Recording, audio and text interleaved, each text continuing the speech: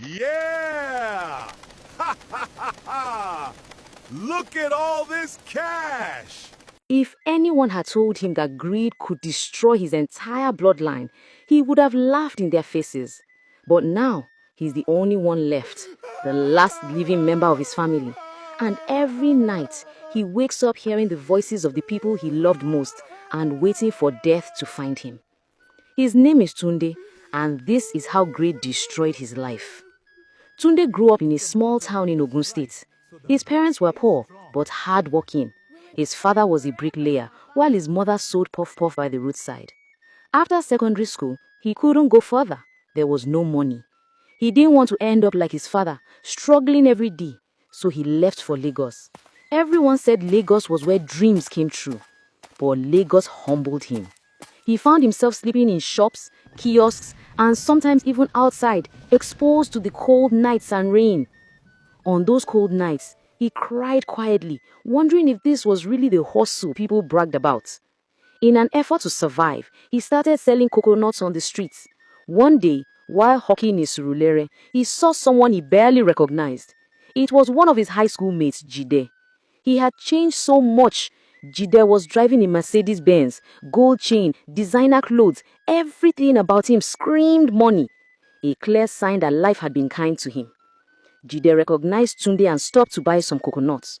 After a brief conversation, Tunde pleaded with Jide for help, even offering to work as his houseboy if necessary. But Jide smiled and handed him his contact information. He also gave Tunde a generous sum of money. He asked Tunde to call him the next day, though Tunde had no phone of his own.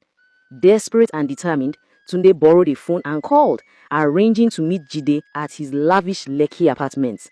Ah my God, that house! Cars lined up, marble house shining like mirrors, and the air itself smelled expensive.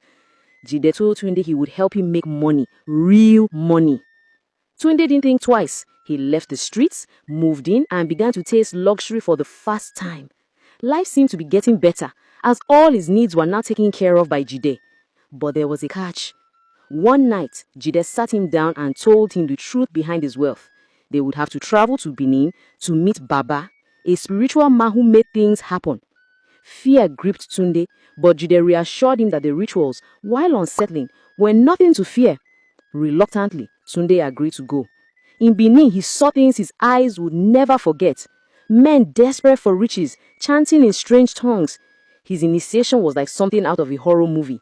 He was stripped naked, a leaf between his lips, blood from a slaughtered fowl dripping down his face. He had to drink that blood and chew the raw flesh. He wanted to run, but greed kept him rooted. After the ritual, the Baba handed Tunde a chain from his sacred pot, warning him never to remove it. He then gave him a terrifying order. Every Wednesday at midnight, Tunde was to find a mad woman and sleep with her. If he failed or slept with the same woman twice, he would lose a family member. Tunde's heart sank.